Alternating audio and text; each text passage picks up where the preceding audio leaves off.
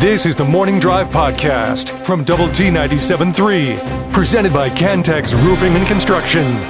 I'm Mike Hebert, owner of Cantex Roofing and Construction. Every day is game day, and we'll get it right when it comes to your roofing, construction, windows, and mirrors. Call Cantex Roofing and Construction today. Together, we are one serving you. All right, coming up at 7, we'll talk some Texas Tech football. Let's see if we can do something on the field today. You like that? You like that? 6:45 this day in sports history.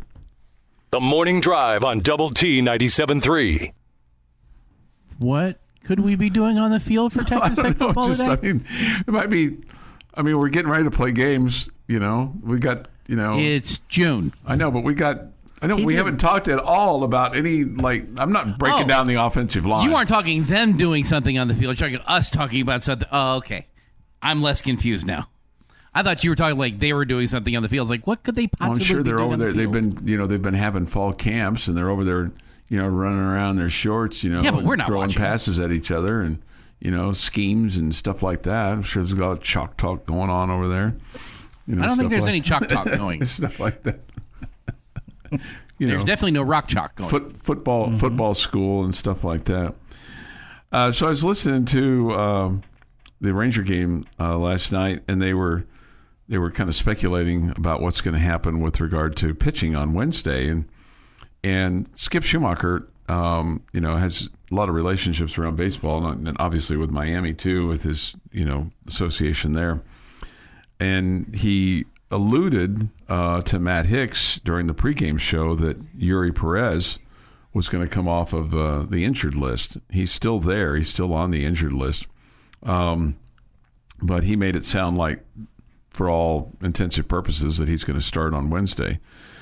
But the thing that was interesting is apparently he was put on the injured list with a right gracilis strain. I'd never heard of this before. Okay. Say it again. Gracilis. Gracilis. Gracilis. Okay. Gracilis. It's a strain of the inner thigh. Okay.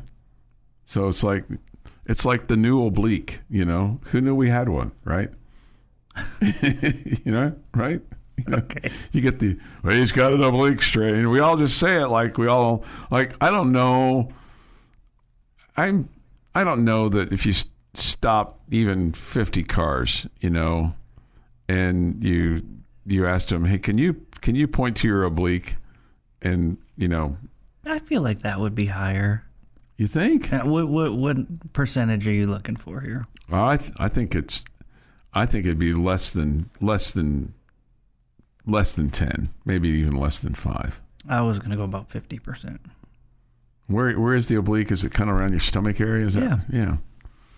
Well, I just think that most people would look at you like cross-eyed, like, what you talking about, Willis? Kind of deal.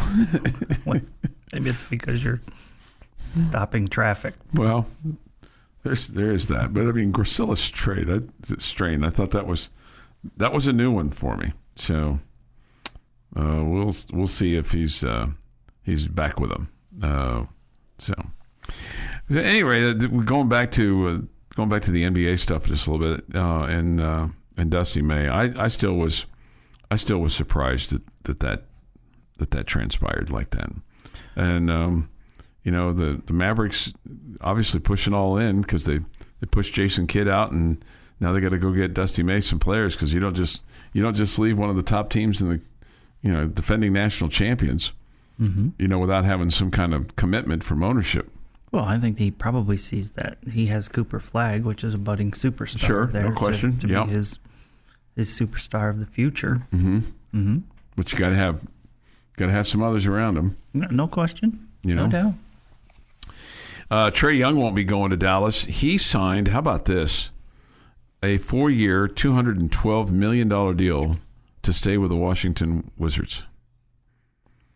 He is a 4-time All-Star. On Monday, he turned away $49 million on a player option. Okay, and it's like, oh, wonder where he's going to go. And then Mr. Young and his representatives, which include his dad, got $212 million. Whew, man. Is he that good?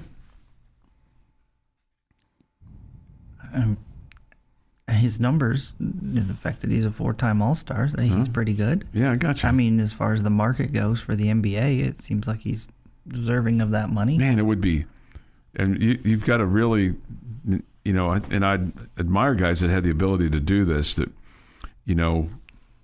are able to keep themselves from getting fat and happy, when they get a big deal like that. But it seems like that's what NBA guys are That's getting. the going rate, right? Yeah. Okay, it's the going 50 million or so. It's the going rate. Well, get this. The guy that owns the Golden Knights in Vegas, his name is Bill Foley. He's the majority owner. He's also the founder. He is going to put a group together and go all in on bringing an NBA team to Las Vegas. The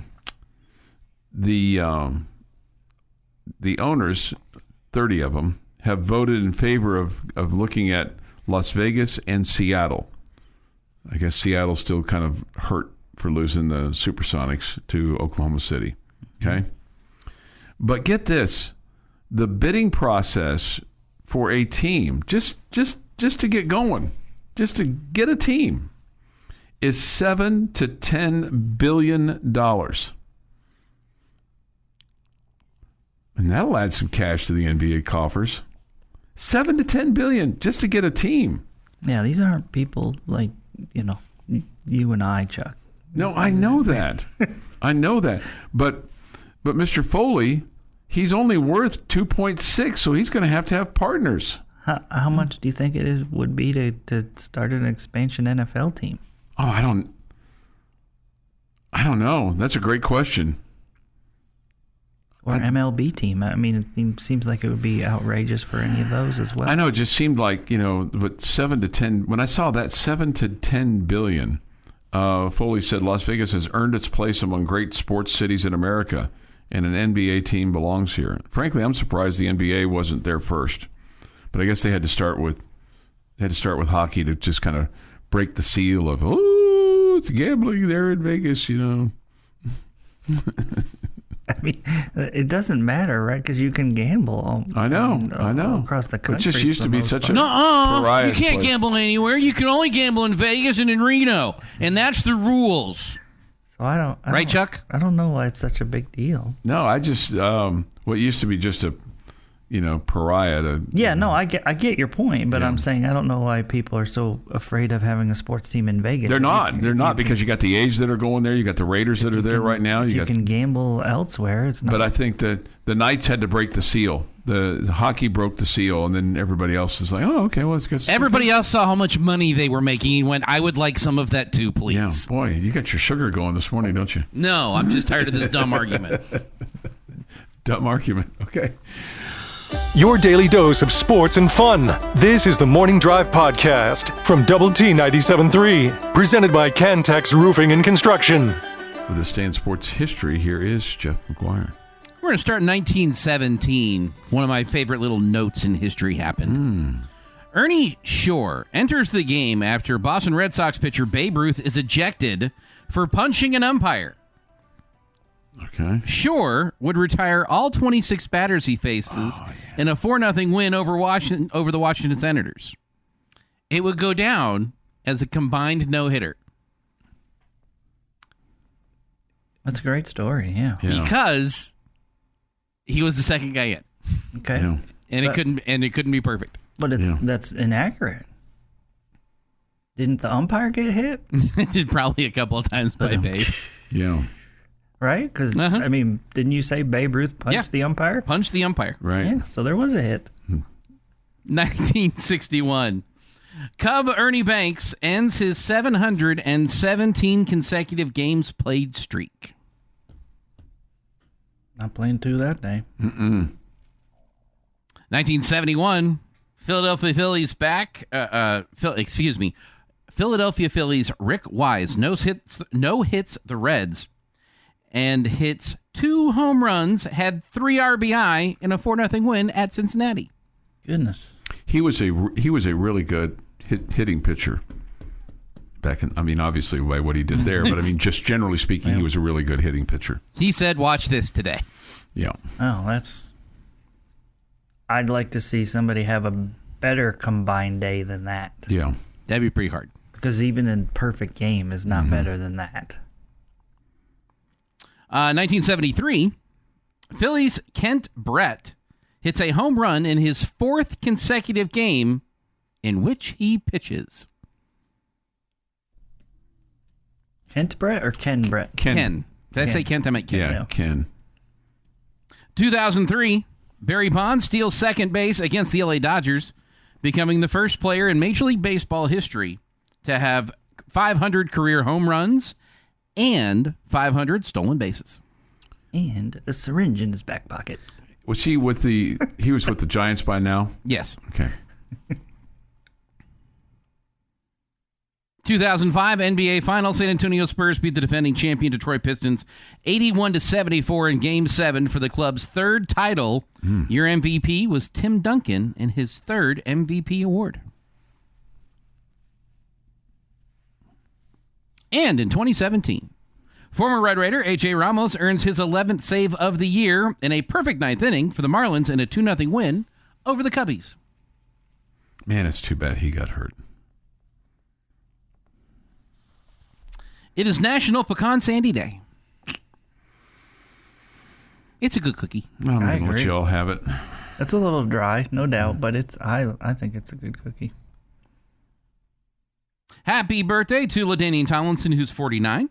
Robert Brooks, who has the longest pass reception in NFL history for a touchdown of 99 yards, and also played for the Green Bay Packers in their 1996 Super Bowl run, is 56. And on this day in 1972, love it or hate it, it worked. Title IX of the Education Amendments of the 1972 is enacted into law. It prohibits federally funded educational institutions from discriminating against students or employees based on sex. It begins, quote, "No person in the United States shall, on the basis of sex, be excluded from participating in, be denied the benefits of, or be subjected to discrimination under any education program or activity receiving federal financial assistance." I would say it works, but there's so much of it that is quirky that doesn't make a whole lot of sense. But I definitely would say it worked. Yeah, and it was needed at the time. Yes, absolutely. It was needed at the time. Sadly, it was needed at the time. Like I said, love it or hate it, Yeah. it worked. And that is this day in sports history. All right, this day in sports history, 6:49 this morning here on the Morning Drive. Thoughts, comments, Yates Flooring Center chat line.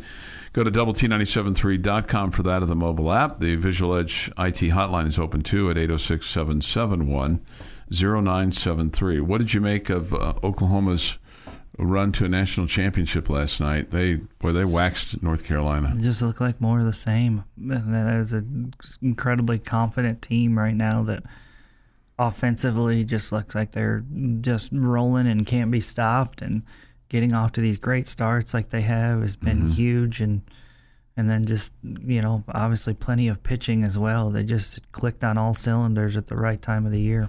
Yeah, I mean, they got super, super hot, obviously, and just started, playing together, and every decision worked for them, and it may not have been his best team, but it was his best team that won. Oh man, it was pretty good. Yeah. It was pretty But, I mean, good. sometimes you hear that, it's like, well, talent-wise, the blah, blah, blah team or the blah, blah, blah team. Their conference record inside the SEC was below 500. I mean, That's what I'm talking about. Shows about the depth of the SEC, obviously, but they were just, there's no question. They were the best team in college baseball right now. Yeah. I mean, the way they just rolled through teams. Mm-hmm. I mean, North Carolina was an incredibly hot team at the time. Yeah.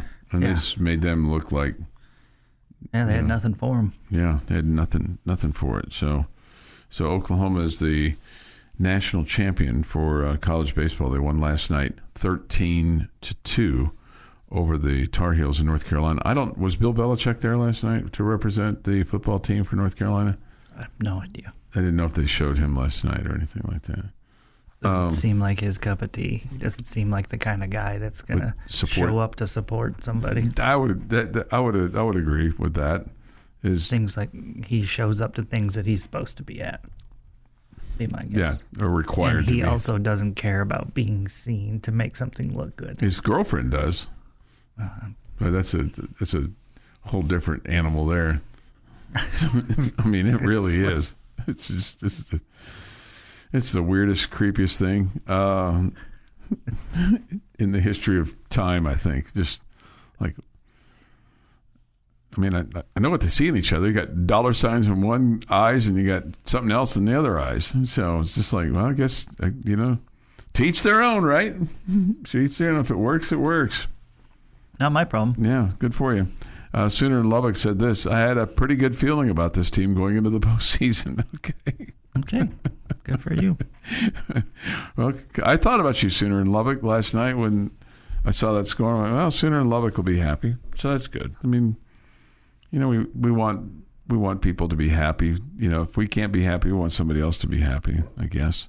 So, good for you. Congratulations. I'm glad he's happy. Yeah. Go buy a T-shirt today. I was rooting for the Sooners. Yeah.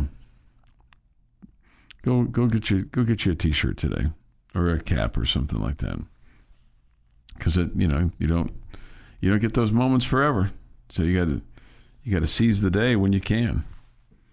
Make it all happen. Okay. We'll have NBA draft coverage for you tonight at 6:30 on 100.7 The Score. We'll have the Astros and the Blue Jays today from Toronto. That'll be 2:35 for the broadcast time, a little after 3 for first pitch today. The Astros will try to get one back. It's really weird having a day game and then tomorrow a night game. But again, that's just kind of the way it works sometimes. I don't disagree. It is odd. So this is just a little strange.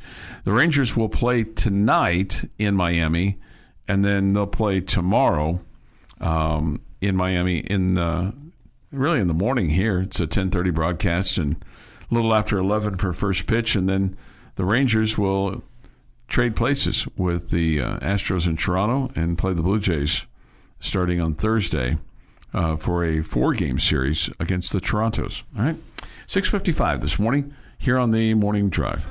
The Morning Drive podcast from Double T 97.3 is presented by Cantex Roofing and Construction. We get this. This will be a highly motivated team, and I think Hammond will be highly motivated. I just hope he isn't too motivated where he pushes his recovery too hard, too fast. Yeah, that makes sense. Yeah, and I'm sure that there's people that are monitoring that for him and trying to keep him out of harm's way and things along those lines. But I mean, there's going to be a point in time where he's going to take a hit and he's going to get up and he's like, okay, my knee held, I'm good, and that's what you want to hear or to yourself. I mean, when that happens. I'll bet there's some feelings of everyone got to take their shots when the team can't do something about it, but when they get to control the narrative on the field. Yeah, but I bet it goes that way for the coaching staff too. Of that, and so there's also probably a point where you're like, okay, you don't want to be too hyped up or too revved up or too sped up where you can't do the things that come naturally to you. What do you think? What's this? I think I know the answer to this question, but I'm just going to ask it anyway. What do you think the storyline is that you're going to want to follow the most this year in terms of whether it's a position group or a specific player?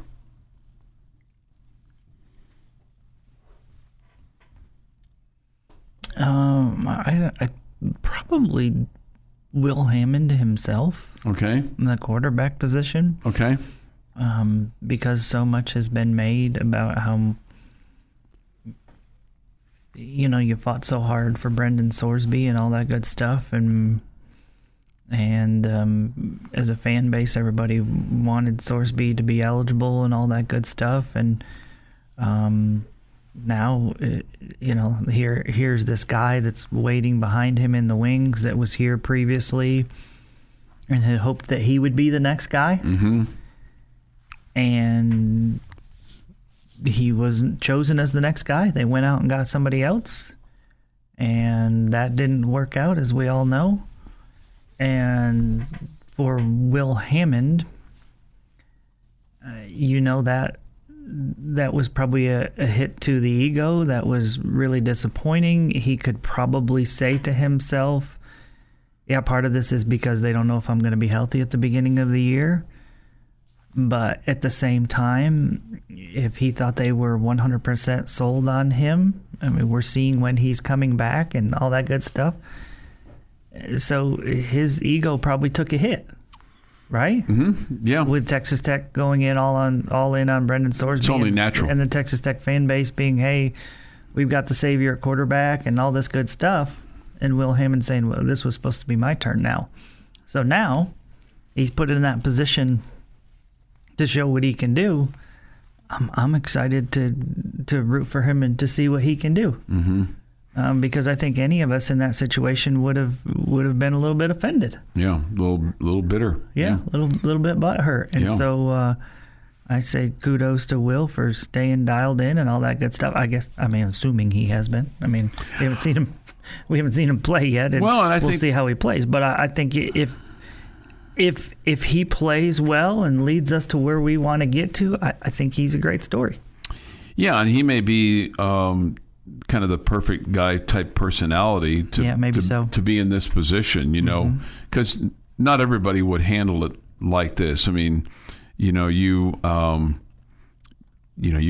means. He has means of expressing himself if he were to so choose. But I haven't seen that. Not that I'm searching it out, but we'd know, if he had spoken or if he'd tweeted or if he'd posted something on Instagram or TikTok. But that doesn't seem to be him, right? Yeah. Now, I'll also say this: you would have to have assumed that Coach McGuire and your offensive coordinator and other members of the coaching staff also, did a good job of going to him and explaining the situation and hey, we have belief and trust in you as well. We just we're unsure of how healthy you're going to be at the beginning of the year, and after 1 year the job is then yours and that kind of stuff. So that being said, but we also have a 5-star guy coming in. So, right. I mean, but that's the way of college sports, right? We're always you're always recruiting somebody to be better than that player that's there. And so you're hoping the next guy turns out to be the greatest player ever. You're hoping the next guy is the next Patrick Mahomes, right? And so no matter what position you are, that's just part of the deal. But you could see where it would bother a guy. Yeah, I mean, and we get this, he wasn't chosen as the next guy because his knee was torn up. And look, I mean, but they knew that he was going to be back at some point in time, like early on in the season. And we've talked about this before, but they went after Brendan Sorsby because they felt like they had more confidence in him. Okay, that's it. They had more confidence in bringing in Brendan Sorsby. I don't know that for a fact, but I assume that is the case. Yeah. Somebody says this: Hammond has $1 million plus multi-year deal. I don't think him lacking in confidence from coaching staff is an issue. I'm just going to say this. Even if you're the number one guy or gal at your company, place of business, when they bring in the new hot shot, everybody kind of takes a little pause, no matter what your deal is, because if you're QB1, you want to be QB1, and it's just only natural to kind of second guess, what others think of you. Yeah, I just think it's one of the intriguing things that exist in the transfer portal or these kind of situations, where in the past you were brought in and you knew, okay, I'm the guy that's going to get the shot after this guy or after that guy, right? Yeah, I can see who's in front of me, sure, right? They may bring in a freshman that is way better than you, but you didn't necessarily, but that was unlikely, so to speak, right? And now in the transfer portal period, they may bring in somebody who's older and more experienced than you, and not some young guy that you have the advantage over, that you've been playing in the system and all that.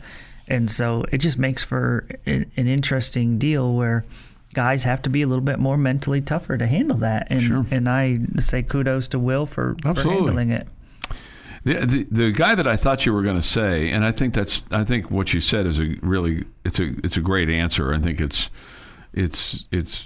probably the most obvious. But I thought you were going to go a little bit different because you really like this story, and that's the Micah Hudson story. Yeah. If it turns out well, I'll really like it. Yeah. If he starts killing it, like we think he has the potential to do. Sure. Yeah. And then otherwise, it'll be just a lot of hype for nothing. Then the other guy that you're curious, well, that I'm curious about, and I think we're all curious about, because he got hurt right before camp, is what impact does Quentin Joyner make on your team from a running standpoint? Yeah, no, I'm intrigued to see how that goes as well. I think it's funny that and disappointing all at the same time to me, and this is kind of part of what I'm talking about here. Everybody likes the new and the shiny toy, right? The new toy, right? Yeah. I mean, Cam Dickey was phenomenal last year. Whose name has been said more this year, this offseason? Probably Quentin Joyner. People aren't excited to see, hey, I want to see what Cam Dickey can do for his second year as the go-to guy. People are like, I want to see Quentin Joyner. Okay, well, I want to see Cam Dickey kill it again. And no offense to Quentin Joyner, but why are we not excited to see Cam Dickey? Yeah. Because he was really, really good for you last year. But he's not new and shiny. Yeah. I guess I missed this exchange between our good friend Rob Rowe and Tim Brando. Maybe Rob's friend Tim Brando will call him Opie again and tick him off. I'll call Will Hammond Opie. Okay. Gotcha. Yeah, he did do that. I thought maybe he had called Rob Rowe Opie. But I thought maybe those two had gotten into a little Twitter squabble. Oh, they have. Have they? They're besties. They're besties. Oh, my goodness. This is the Morning Drive Podcast from Double T 97.3, presented by Cantex Roofing and Construction. Jamie's question of the day on Double T 97.3 is brought to you by Connecticut of West Texas. I feel so much pressure now. No. To go really long on this answer this question that Chuck is going to ask me. Is that what we determine a win or a loss with? Just like how long Jamie goes? You know, it's funny because I know, like, with some people that I'm talking to, like, some people, no matter how stupid a question I'll ask them, they'll give me a long, good answer. Some people, it has to be a really good question, great question, to get, like, a pretty good answer. Okay? And you require a really good question. Okay? So which is fair, because you don't want to deal with idiocy a lot. Well, whatever trouble you think you're having, Chuck, you know, I know you've been through this before. If you really want to struggle asking a question and like getting a solid answer, you know, to start a conversation, do you know what the hardest thing to do is? Say hello? No, is to get one from a teenage daughter. Oh, yeah. Just, you know, just to get, like, the look back. First, the look back is even, like, a positive. Right. Like, you don't know if that's coming or not, you know. Like the whatever. Yeah, no, but, like, you don't even know if they're going to lift their head to respond, right?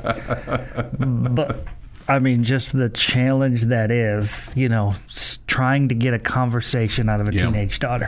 See, it's like, just like, I mean, if you want to feel like a failure, just attempt to do that. Okay. Yeah. Yeah, I had my experience with that.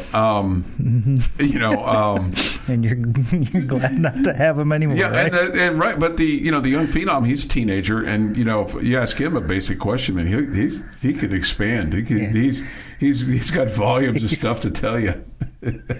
Not a teenager. Not a daughter. I don't know if... He's a teenager.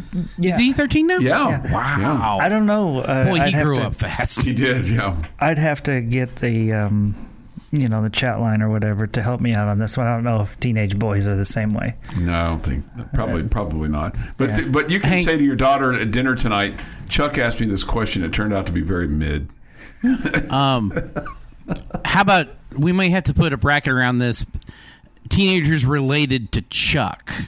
Yeah, there's a different deal, different deal because they're going to be talkative. Yeah, they're going. And while there's no blood in that relationship, there's a whole lot of nurture in that relationship. There's the help raising that Mr. Heinz has done. Yeah, so he's gotten plenty of assistance. That's fun.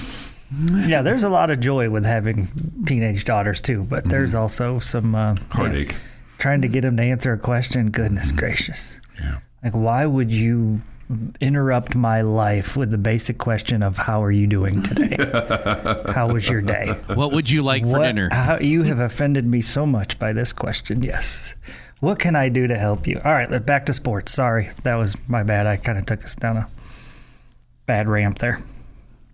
All right, Chuck, my question for you guys today. Kind of going off of what we were just talking about. I gave you a good example. Who's the player on this roster that you feel like is maybe an overlooked guy at this point that people aren't talking enough about, people aren't expecting enough from, or maybe that you feel is underrated? Who's been overlooked?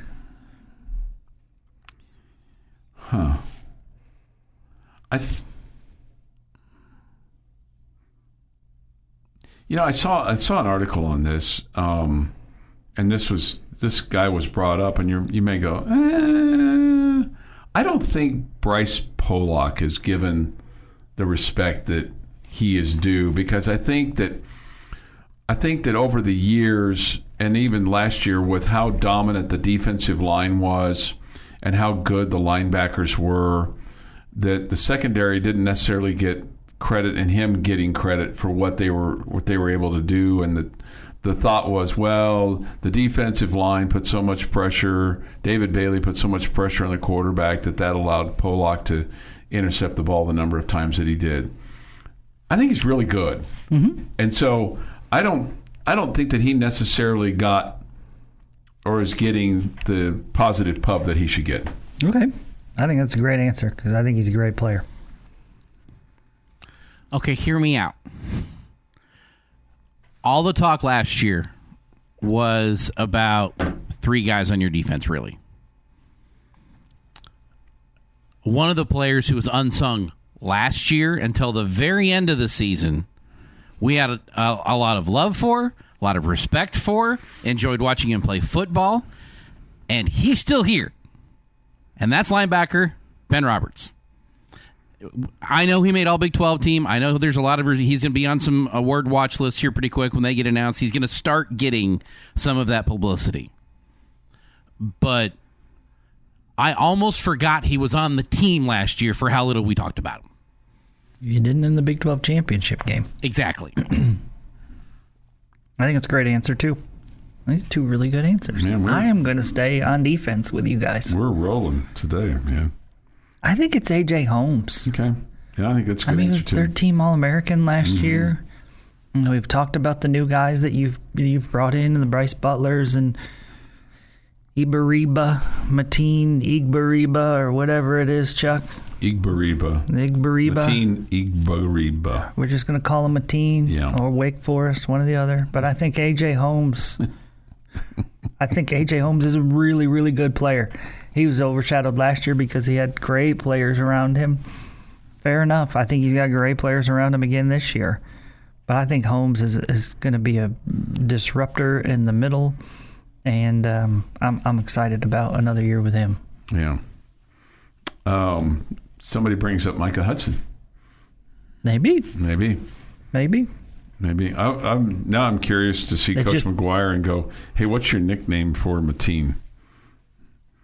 Because I might even say that Jamie suggested just call him Wake Forest or just Wake. but that's somewhat of a cop out because I called the guy last year Wake Forest too. That was our quarterback. Mateen Ibaroba. There you go. Yeah. Somebody else. I Googled it and somebody put it on the chat line. Yeah, I'm getting closer, I feel like. This question, Jamie, do your kids ever listen to the show? Do they know what you do, or are you just dad? I don't think they ever listen to the show. But they know what he does. Do not think they ever listen to either of the shows. They have been in the building. They do know what I do. Okay. Yeah. I don't need them to listen to the show. I just need them to listen to me when I'm talking to them. Yeah. That's actually the 21-year-old does. She listens extremely well. She's past the teenage age. Yeah, she's come back to you. Yeah, she's dialed in. Yeah, 7:40 this morning. The Morning Drive podcast from Double T 97.3 is presented by Cantex Roofing and Construction. Jamie Lent and Jeff McGuire. I'm Chuck Heinz. It's great to have you with us today on Lubbock Sports Station, Double T 97.3 and Double T973.com. Hour 3 of 3. We come to you, Jamie, Jeff, and I, from the First United Bank studio. Take your thoughts and comments on the Yates Flooring Center chat line. Go to Double T973.com for that, or the mobile app. Visual Edge IT hotline, it too is open, 806-771-0973. Okay. We'll have Astro Baseball on the air for you today. They take on the Blue Jays from Toronto, 2:35 the broadcast time. Then the NBA draft tonight. This is first round coverage. The suits should be really, really good tonight, I would think. They come out of the green room. And Christian Anderson I don't know if he's going to be there or not. I know he got an invite to the green room. Okay. Okay. Are you going to watch the NBA draft?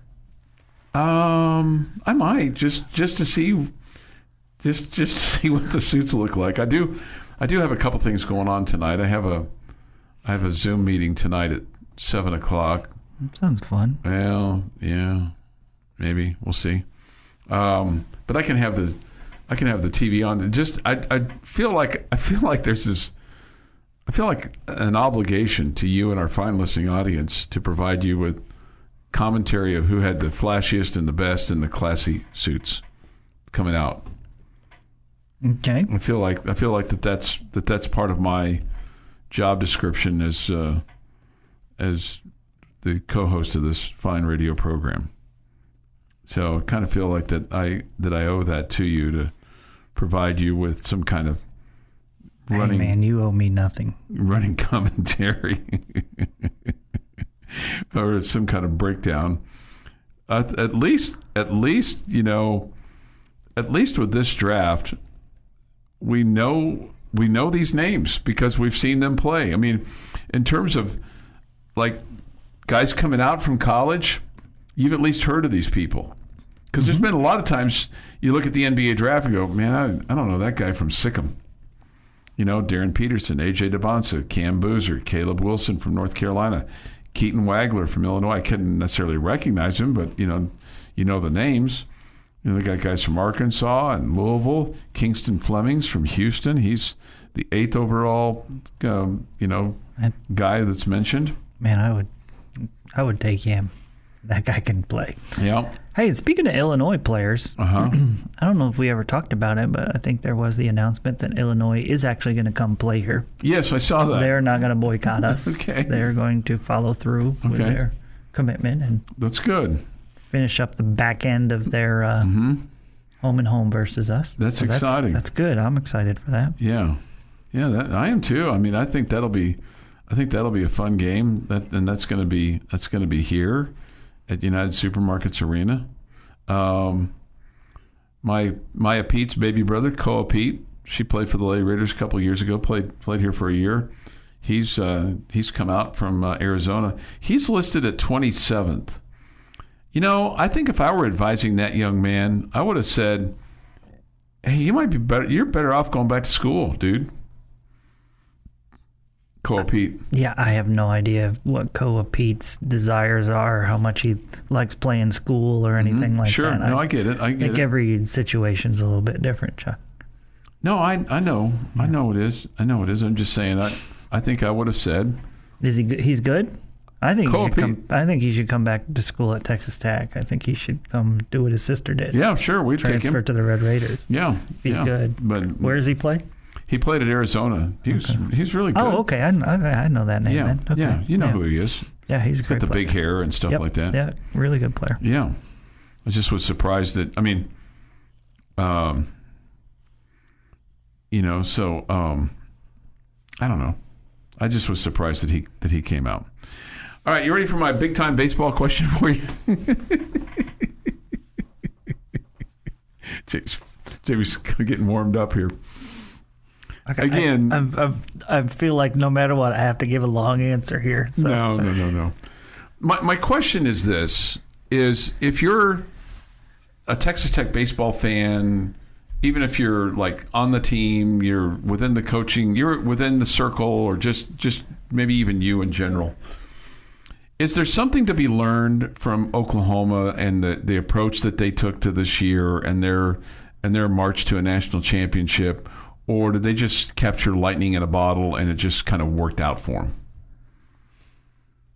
Is there something to be learned? Well, first off, that Skip Johnson's a good coach. Mm-hmm. Okay. Got a good staff. I think that Oklahoma, you heard the talk about how many junior college players they have on their roster during the College World Series. And so it's a situation where they're using the portal for D1 players. They're using the portal for JUCO players, which not really the using the portal. I shouldn't say that for JUCO players. They're bringing in JUCO players, and then they're using the high school ranks too, because you have to. I mean, talk about the three pitchers that were great for them down the stretch that were freshmen. Okay, if I was going to say there's something to be learned, it's that you can find great players at all different levels. Yeah. Mm-hmm. Now, it's going to take money to convince them to come play for you. Mm-hmm. The junior college players that they brought in that are all, contributing for them, I'm sure they had many suitors. Yeah. Okay. But it doesn't have to be on Division I transfers. Mm-hmm. It can be on bringing in guys from the junior college ranks. So, yeah, I mean, just also something to be learned is no matter where you are halfway through the season or 3/4 of the way through the season, man, get to the postseason and then just see what happens, right? If you can get to the postseason and you can get to playing your best baseball at the end of the year, you got a chance. Yeah. So you just keep working to get better. Try to get better. No matter what your record shows or anything like that, if you're playing your best at the end of the year, you give yourself a shot. Mm-hmm. And so I mean, I'm not sure if that's what you were looking for here, Chuck. But I think it is, and I've got a little follow up to what you just said. Just keep getting better, and I think that's what Oklahoma was doing, and they didn't.